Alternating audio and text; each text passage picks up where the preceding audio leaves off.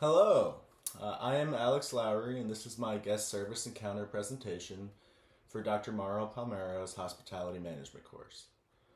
So, for my guest service encounter, I went to the Nelson Atkins Museum of Art with one of my buddies. We went on July 9th, which was a Sunday afternoon around the time of 2 to 4 o'clock in the afternoon. The Nelson is located in downtown Kansas City. It's a couple of blocks east of the Kansas City Plaza. Alex Fopiano, I call him Fop, is a friend I've known for a long time. Him and I go way back. We've been friends since elementary school, and we went to Mizzou together back in 2016.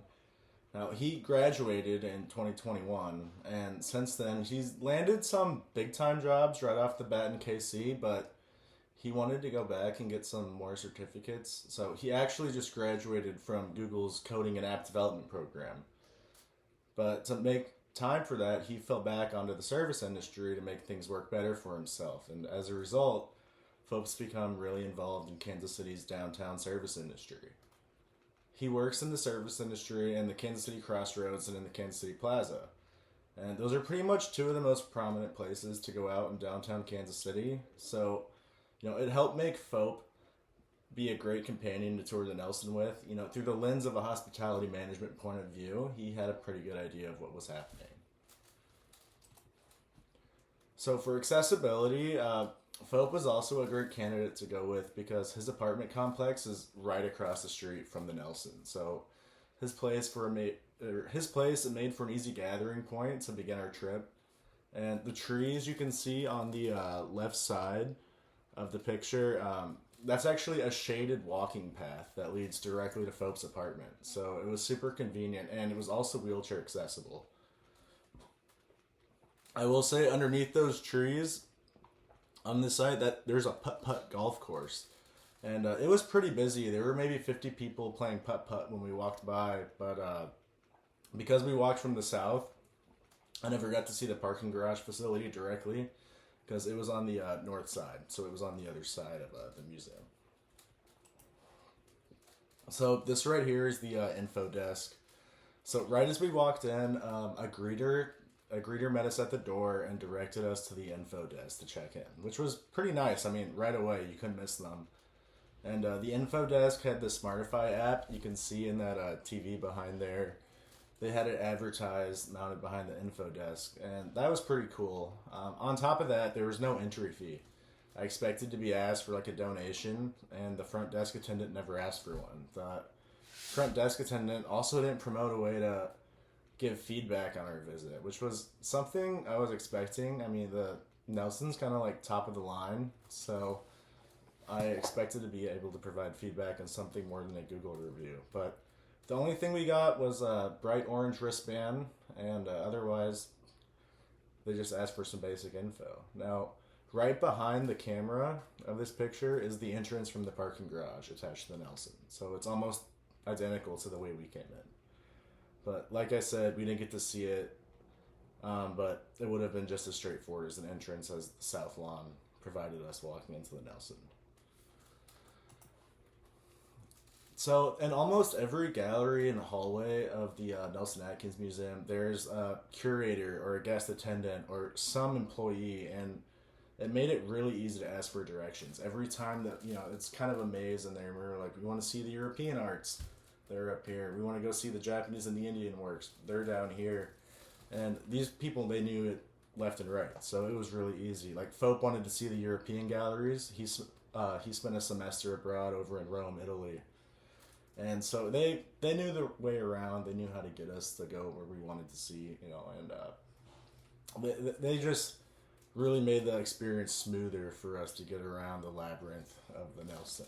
Now, the Smartify app, that was something that had some cutting edge thinking. I liked it a lot. So it's like a QR code scanner. So like you'll pick up your phone and you'll scan, but it won't be like a QR code. It'll be the actual like painting or the sculpture, whatever it is, the piece of art, and it'll pull up detailed information about it.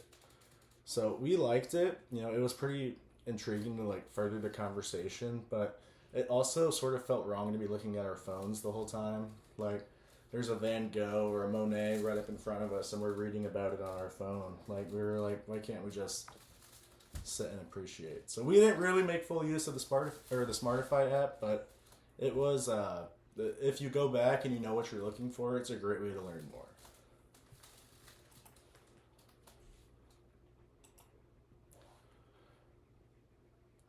So you can see on this side right here, these are walking canes. And they're provided for free by the Nelson, but they're not really well advertised. So I recently had some reconstructive ankle surgery. You can see over here on the left. And 45 minutes into our visit, I noticed another guest using one of these. And out of curiosity, I was just like, that looks pretty cool. Like, I want to know what that is, just because I could also use a cane. You know, I've been recovering from ankle surgery, and he actually explained to me that the cane folded out into a chair and that Nelson actually provides them, which was really convenient for me because I was getting tired. I was using a crutch already, and that allowed us to stay for about an extra good hour and 15 minutes with me remaining mostly comfortable. And I was shocked that none of the Nelson employees promoted this accommodation. None of them recommended it to me, even though they saw me with a crutch, which I was like, that would be such an obvious giveaway for something to promote. But anyways, they had those, and I thought that was pretty cool. You can see them here. And the sign they had was super tiny. I mean, that's all the advertising they had. So on to the next. The curators. So like I said, there's people attending all over the Nelson, which was really convenient. And we asked almost all of them that we saw for directions. It was pretty convenient. But we had two conversations that were more than just directions, and they lasted about 20 minutes each. And the first one was with an elderly woman, was a retiree, and she was working a shoji workshop that people could walk up to. And she seemed to have a real passion for the arts, so we talked to her about the shoji workshop for only about 5 minutes before we got into talking about different methods for creating art. And we all agreed that the best art typically has a practical application. And I mean, she was really awesome to speak to, but I had wanted to see a Pollock. We learned about Pollocks and Warhols in a art history class I took at Mizzou. So she gave us directions to the Pollock and the Modern Art Gallery. And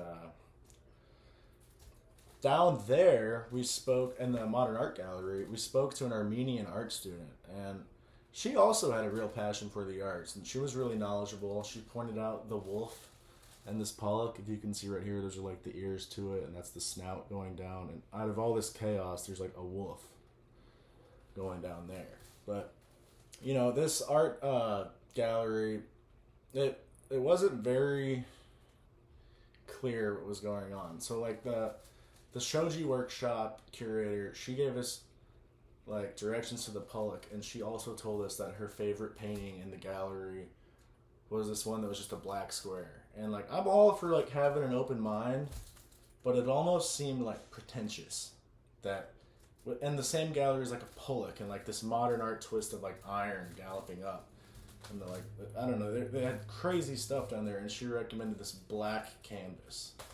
And I was like, that seemed almost pretentious. But other than that, the Armenian art student actually showed us some of her own artwork. So it really added to the credibility of not only are they showcasing famous artists, but they're also providing a place for the future artists, the people going to art school. It's pretty cool. So overall experience, this is a top 3 museum experience for me. If you've ever been to Washington, D.C., or toured down around there, I recommend it. You've seen the quality of their museums, like the Air and Space Museum. The Nelson Atkins ranks right up there. This was my favorite piece over here on the right. It's a German bookcase from the 1700s, and it forms an optical illusion using marquetry, which is basically just a form of woodworking, but all these different little patterns in here are a different piece of wood. And it is really impressive to see in person. So, we only got to experience a small portion of the museum in the 2 hours that we went. So we want to go back and see the rest of it. The place is huge, and it really takes multiple visits to appreciate the whole museum. And I think the Smartify app would be more useful to frequent goers. Users know their favorite galleries and can spend less time on their phones finding out more about their favorite pieces, but they have to, look at their phones still, which I feel like it takes you out of the immersive experience. So people that go a lot, they can use the Smartify app to find out more about their favorites, but I don't feel like it's just like the first timers best go to. So now we're gonna dive into the recommendations that I've researched for the Nelson. So first we have map handouts. So like I said, the museum is very large. It's almost 394,000 square feet, and that's roughly about like 4 city blocks of walkable space. So you're not gonna figure that out in an afternoon. That takes multiple visits to appreciate all of it. And a map handout would have really helped navigate the galleries instead of having to constantly ask the staff where to go. Which they were good; they knew where to go, but we couldn't always ask them. It'd be nice if we had the option. Now, Worlds of Fun, also in Kansas City, it's one of the biggest amusement parks we have here, and they use these types of map handouts. And their park's clearly bigger than the Nelson, but it would still be nice because it's such a maze in there to have. So what's better than the map handouts is the You Are Here maps. So I'm sure you guys have all seen them at some point, but museums are always changing their galleries. So a You Are Here map would be more practical than map handouts because they're always cycling through their pieces on display. So I'm not saying a handout, but I'm saying like a digital TV screen where they say You Are Here and they have everything else outlined beyond it. You could use these digital screens to help with guest spatial orientation. It could handle the changing galleries better than the map handouts. It wouldn't have to be less detailed or constantly reprinted with updates. And now Disneyland Resort, doesn't use digital screens. They just have the hard printed stuff anchored in like the intersections. But they have physical maps posted that help guests navigate that resort, and I think the Nelson would benefit from some sort of navigational aid, especially in a way that can be updated so easily. So virtual tours, that's the next thing that I recommend for the Nelson, and it has several applications to be used for. So because the museum is so big, that's really the biggest issue they have. Being able to do a virtual walkthrough would help plan a visit. You could map out which routes in the museum to take or which galleries you want to see most in person. You also allow those unable to visit the Nelson to still appreciate the pieces owned by the Nelson. So like the excuse me.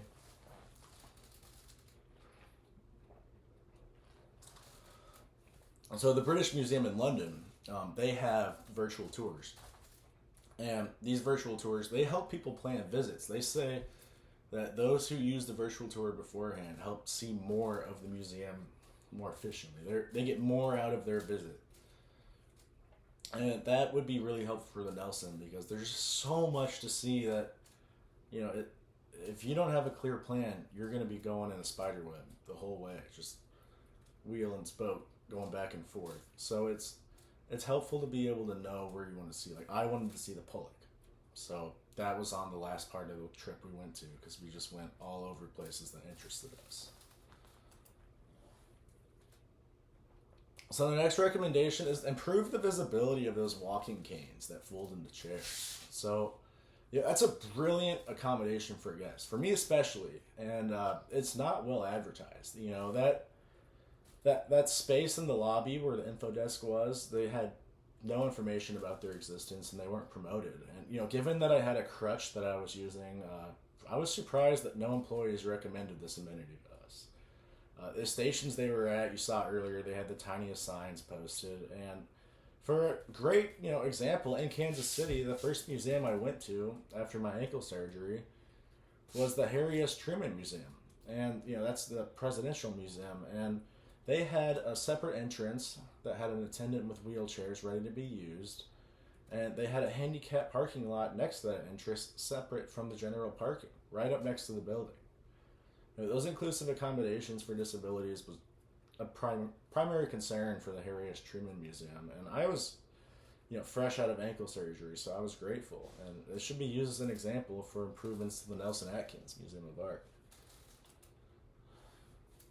Now, the Nelson runs entirely off donations, which I think might be the coolest thing about it. But they should use iPads to handle these donations. Folk told me before we went that when we went there, they would ask for a donation, but entry was free of charge. Which I was like, that's convenient. Throw them five or whatever and be on your way. And the info desk attendant didn't mention or ask anything for donations.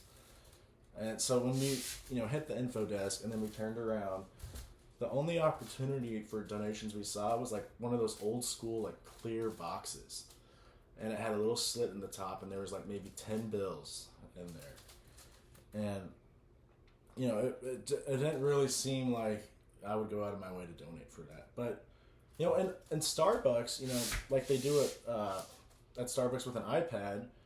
I think that would work well at the info desk, because personally for me, if I'm at Starbucks, I don't feel like tipping. I've been in the service industry long enough, and I feel like throwing an iPad in front of a guest for pouring them coffee, it's kind of like peer pressure via guest service, and that doesn't really align with the rest of the hospitality industry standards. The incentivized tipping. I've worked mostly in restaurants, and as a server, you say, I just need your signature on the top receipt, as a respectful way of directing a guest to where tip collection occurs. So that said, there's a lot of deep-pocketed baristas at the Starbucks on 9th Street because of this tip collection strategy.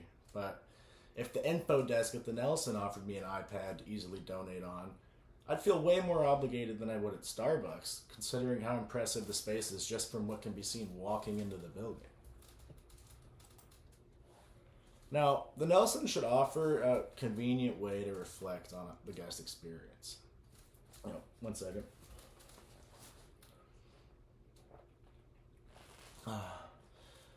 Data collection on guest feedback and applying that feedback for continuous improvement has been hammered into our course material in every unit this semester. The info desk, they asked Fope and I to provide our email addresses upon entry. Just some basic info, and I assumed this meant that they'd probably provide our emails with a link to a questionnaire or something to reflect on our guest experience for either internal usage or like Google reviews, something to post. And I never received any of those emails. I checked it. I was hoping to put it in this presentation, and I never got one. Now, I bring up this ankle surgery a lot. The place I'm going for physical therapy is called Casey Rehab in Kansas City, Missouri. And they honestly do a really great job of getting patient feedback. After the first week of PT sessions, they send a text inviting the new patient to leave a Google review online and a small questionnaire attached to it. And then after the second week of PT sessions, Casey Rehab sends another text with a link to a different questionnaire used for internal purposes, and then they also request for guest experience feedback on a page of their website. That shows a commitment to responding to feedback provided by their patients. The Nelson should implement a way of reaching out to their guests shortly after their visit to experience or receive feedback on the museum in the same way. So the Nelson they really need a better way to promote their new pieces on display.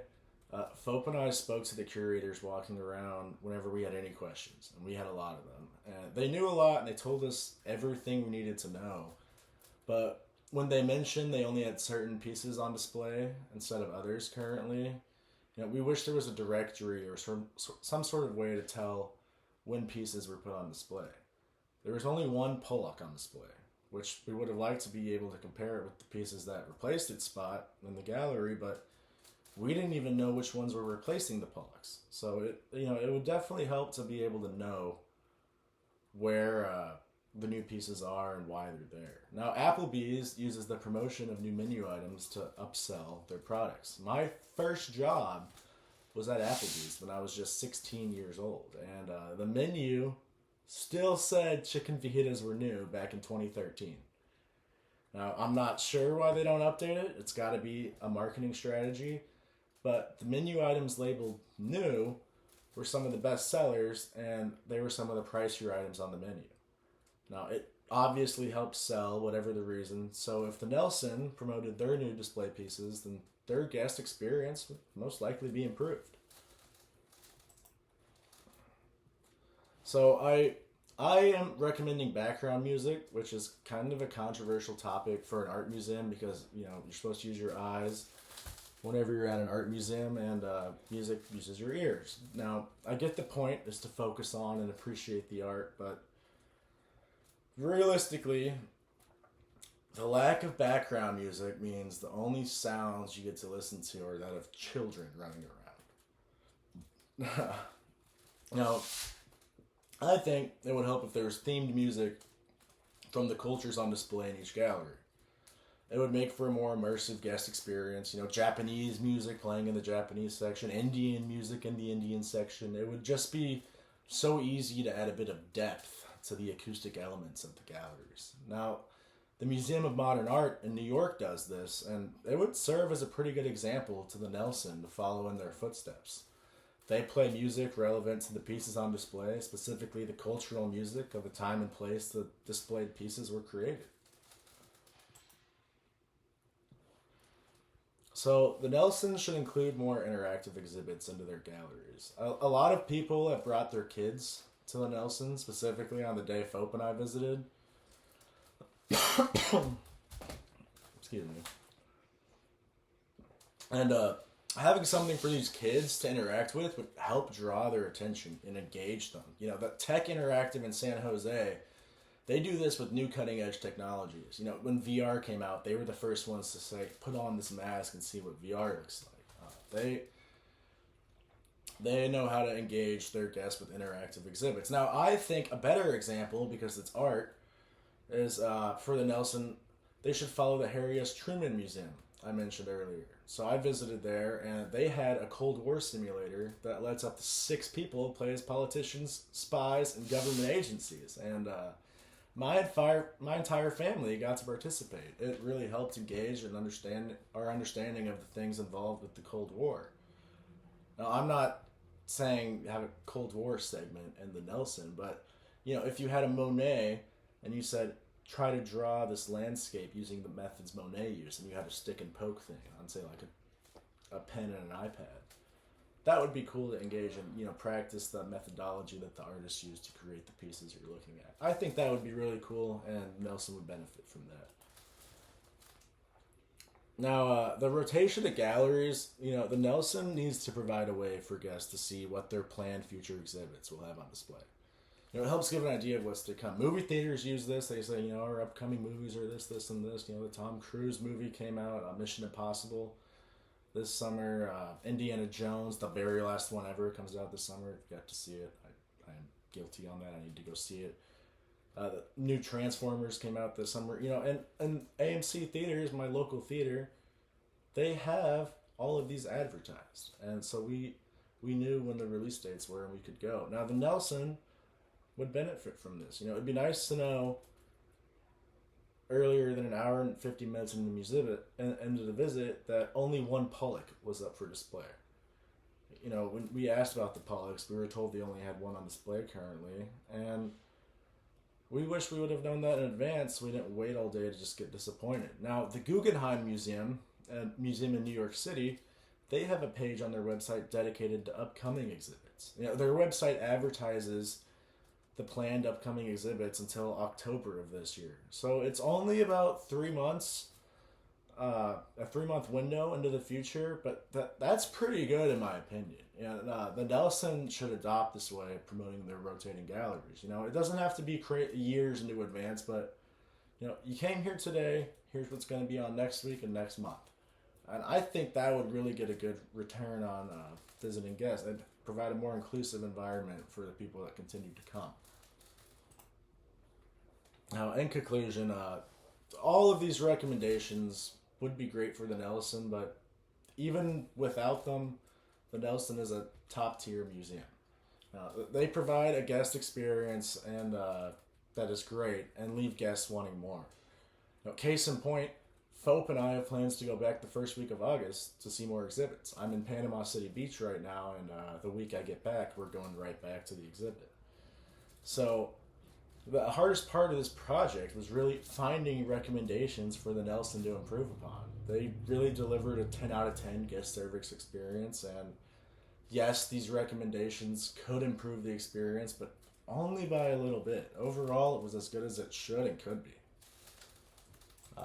Here's the references that I used. They're a little bit blurry. I don't know if I could move these closer, but there's a lot of them, and I was really appreciative of this project. It really gave me a good insight into the hospitality industry and how to go along as a guest and appreciate all the little details that are provided for us. All right, I'm going to get back to enjoying Florida. I wish you all the best.